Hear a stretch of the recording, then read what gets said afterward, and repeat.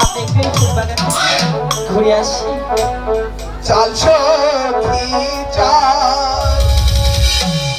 ঘুরে আসি ফুলের বাগানে গো ফুলের বাগানে।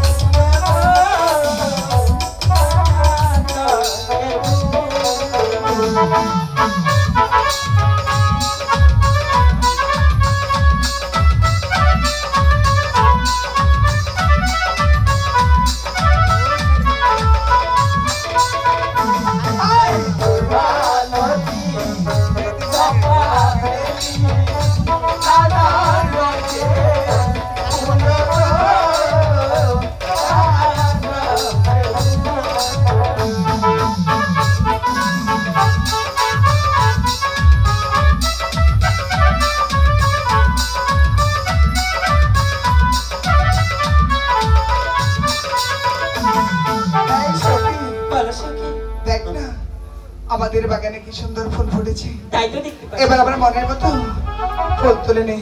ঠিক আছে সখী, চল না আমরা মনের মতন করে মালা গাঁথবো।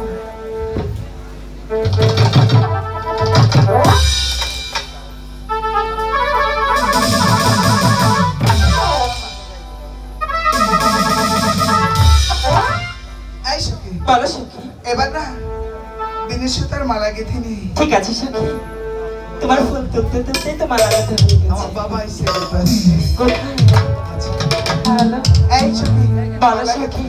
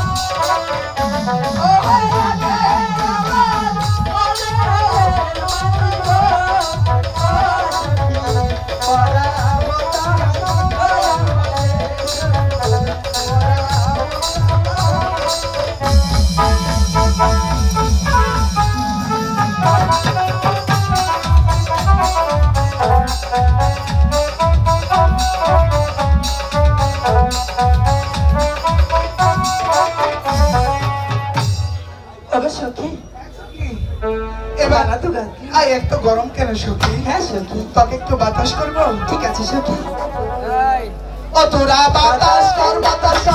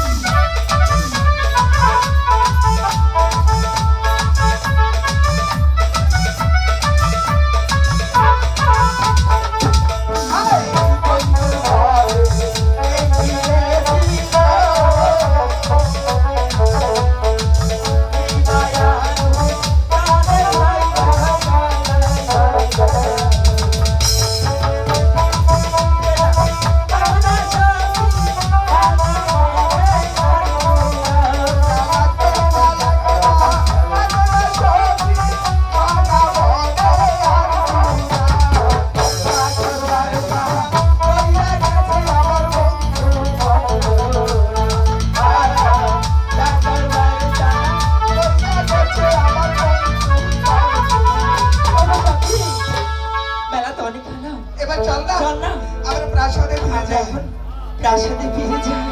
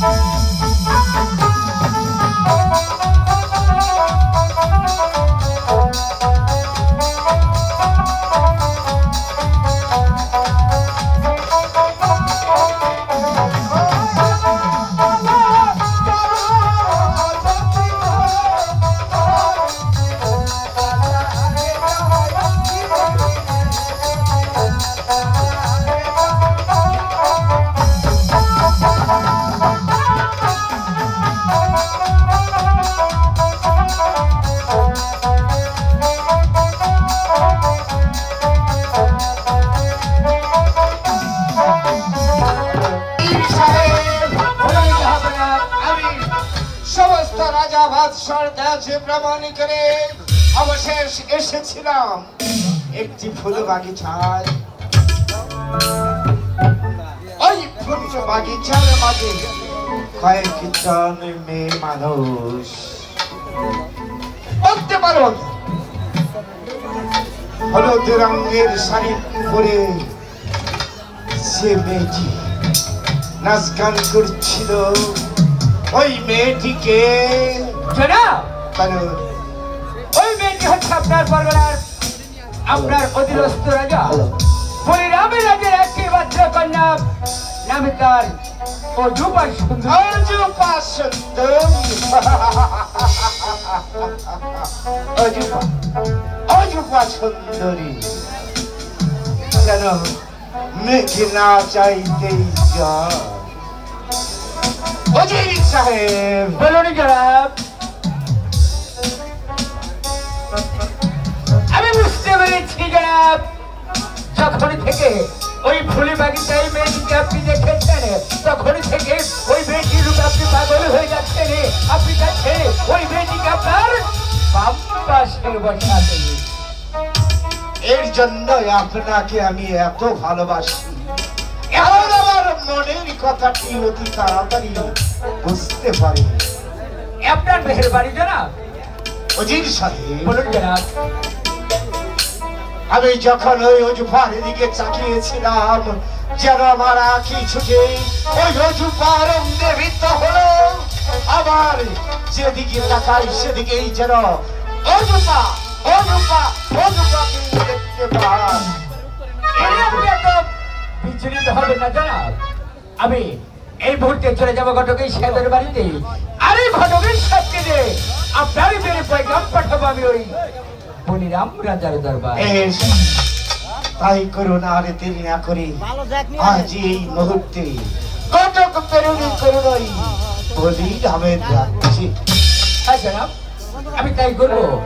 যে কোনো ভাবে হোক না কেন, ছলে বলে করে কৌশলে ওই বলিরামের রাজার একটি বাচ্চা কন্যা যুবক সুন্দরীকে আমি আপনার করে দেব। এবার তাহলে চলুন। তাই চলুন জনাব।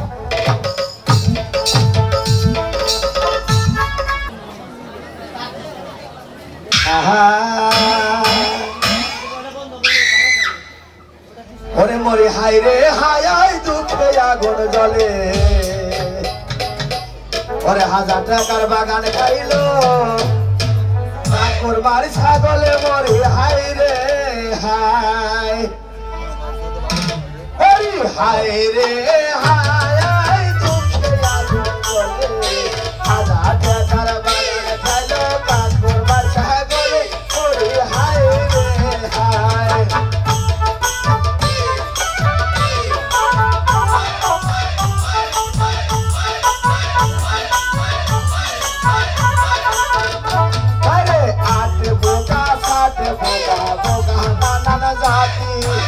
এত বোকা থাকবে কেন সুন্দর কুয়ায় বাতি বই।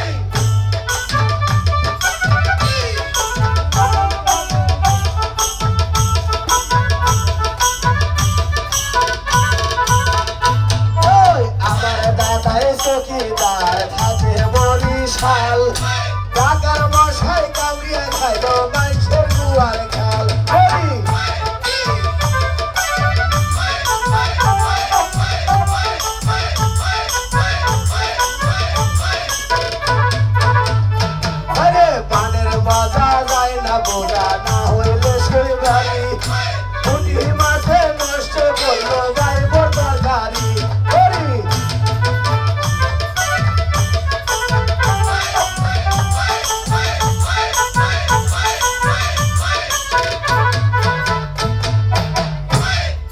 গত কয়েকটা দিন হলো একটা বিয়ার গটকালি করা হারি নেই, দেশে এরকম হাল পরে গেছে, খালি হয় কোর্ট ম্যারেজ, খালি হয় কোর্ট ম্যারেজ। হ্যাঁ, দেশে একটা বিয়ার গটকালি নাই।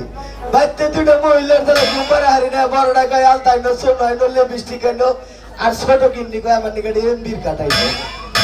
হ্যাঁ, দেশে এরকম বেজাল বাইজা গেছে, খালি মোবাইল। ঘটকের সাহেব কি বাড়ি যাচ্ছেন? ঘটকের সাহেব আসুন আসুন ভেতরে আসুন। তা হঠাৎ করে গরিবের মধ্যে কি বলে বলে সাহেব? শোনান ঘটকের সাহেব, আমার বাদশা গিয়েছিল দেশি ভ্রমণ করতে, হঠাৎ ফুলি বাগিচায় একটি মেয়েকে দেখে সেই মেয়ে রূপে সে পাগল হয়ে গেছে। কি হয়েছে? তারপরে কি হলো? আমার কাছে সব কথাই বলে বলো। ওই মেয়েটি হচ্ছে বলিরামের রাজের একটি মাত্র কন্যা, নামে তার অজুপা সুন্দরী। আপনি একই বোর্ড বিলম্বনা করে এই বোর্ডে চলে যাবেন আমার বাচ্চার বের পয়গামে নিয়ে ওই বলিরামের রাজার দরবারে। তাহলে গজনী সাহেব, আমার কাজটাই তো খালি বিয়া আর বিয়া বিয়া বিয়া। তাহলে অনেক দূরের রাস্তা, কিছু টাকা পয়সা প্রয়োজন। আমি বুঝতে পেরেছি গণবীর সাহেব, অনেক দূরের রাস্তা, তাই তো আপনাকে যাতায়াতের জন্য কিছু খরচ দিতে হবে। এই তো আমি আপনাকে যাতায়াতের জন্য কিছু খরচ দিতে যাচ্ছি। এই জন্য একবার দেন, বিকাশ করে দেন, আর দেখবো নাকি।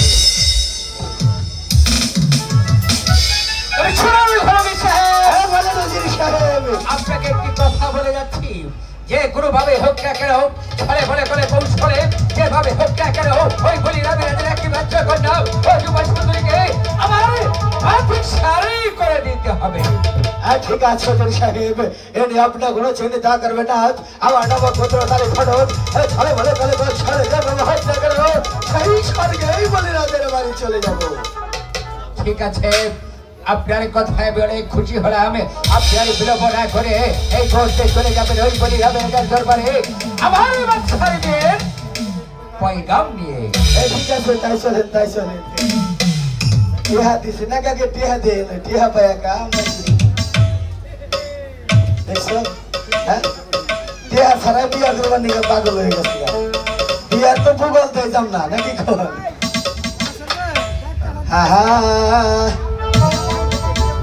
ওরে কায়াই দান খাইলো রে স্বাধীন মানুষ নাই। ওরে গাহানের বেলায় আছে মানুষ, টেহা দিয়ার বেলায় নাই। কায়াই দান খাইলো রে, কায়াই দান খাইলো রে স্বাধীন মানুষ নাই। গাহানের বেলায় আছে মানুষ, টেহা দিয়ার বেলায় নাই। কায়াই দান খাইলো রে।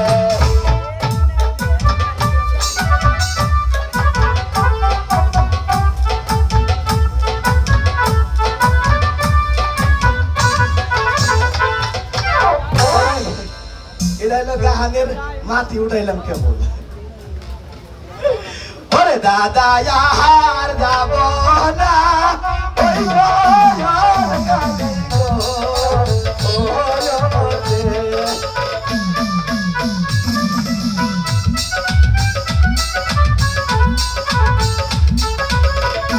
দাদি আর যাব না, ওই গরম কালি গো।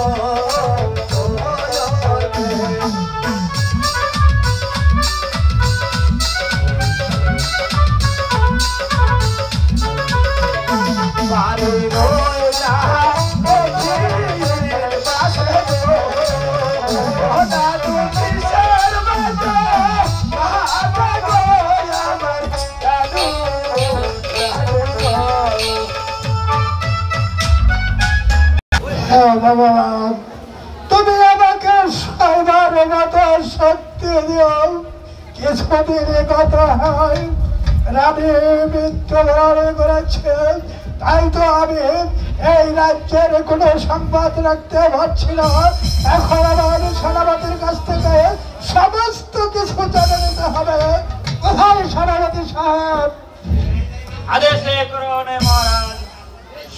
সেনাপতি সাহেব, আমাদের রাজ্যের গরিব দুঃখী প্রজারা যেভাবে চিন্তা বাড়ি করেছে, আমাদের সমস্ত কিছু খুলে বলে।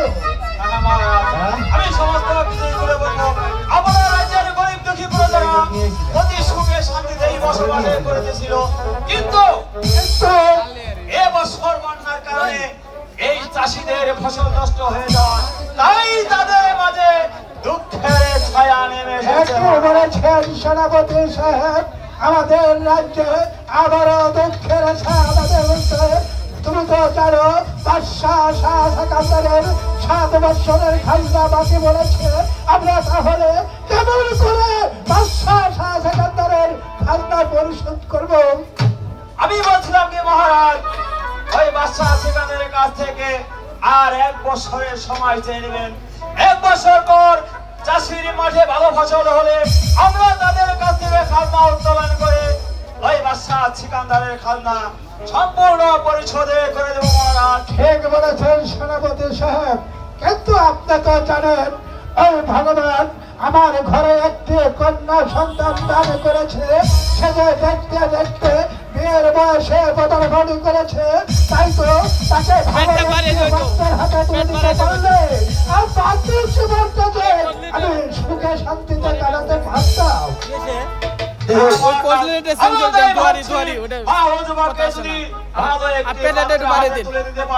তাহলে আমরা সকলেই সুখে শান্তিতে বসবাস করতে পারবো। যাই দেখি যা আপনার বাড়ি কত দূর নাকি?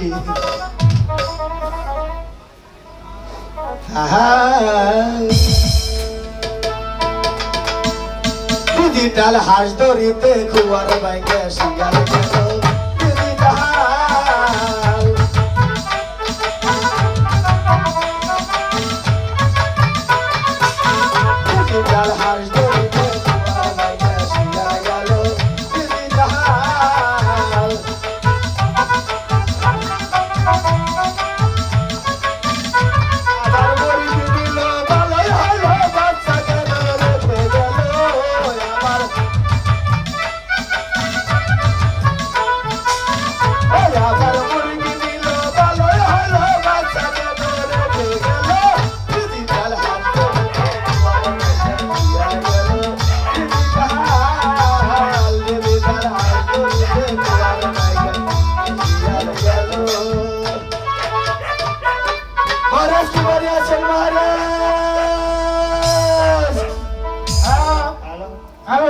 আছে, কিন্তু আপনাকে যে আমি চিনতে পারছি না।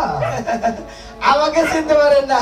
না, আমার এই এলাকার সব তেলা শুনাইছি না, আপনি চিনেন না আমারে? এ মহারাজ, আমি এসেছি সেই বাদশাহ সেকেন্দারের দরবার হইতে। এ তার লোকের সমাজে শুনতে পেলাম আপনার ঘরে একটি বিবাহের উপযুক্ত কন্যা রয়েছে।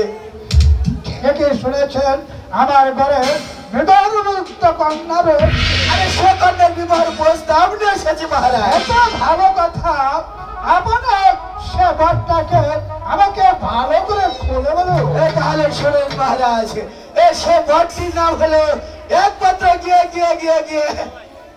শাহ বাদশাহ সেকেন্দার।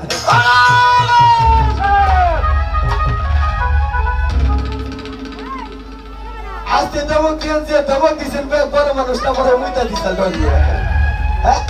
শোনেন করেন সাহেব, আপনি হয়তো জানেন না বাদশাহ শাহ সেকেন্দার সে হলো একটি মুসলমান, আর আমি হলাম এই সনাতন ধর্মের লোক। সনাতন ধর্মের লোক হয়ে একটি মুসলমানের কাছে আমার কন্যাকে আমি কোনোদিন অর্পণ করতে পারবো না। মহারাজ, আপনি আমাকে যেই কথা বলেন না কেন, এই কাজটা কিন্তু সব ভালোই ছিল। আমাদের যাহা পড়া আপনার দরবারে পয়গামে পাঠিয়েছে আমাকে, হ্যাঁ তাই তো আমি আপনাকে বলছি অনুরোধ করে আপনি রাজি হয়ে যান মহারাজ। সারা দাদার সাহেব, আমি তো আপনাকে ভালোই বলে দিচ্ছি, তাই তো আমি আপনাকে এই মুহূর্তে আমার স্থান ত্যাগ করার অর্ডার করছি। আর তা যদি না করো তাহলে আপনাকে আমি এসবভাবে অপমান করতে দেখতে হবে।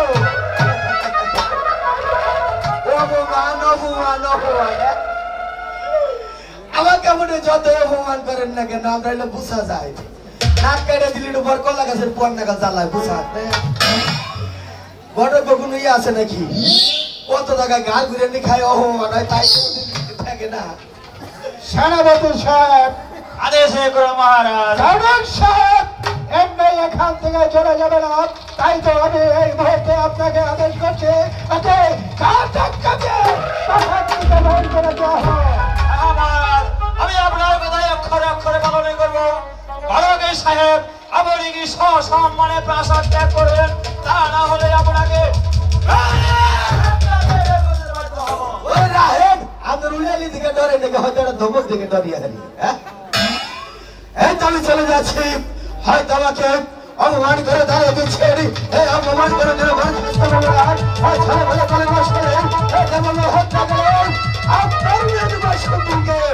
আমার বাদশার হাতে পেলে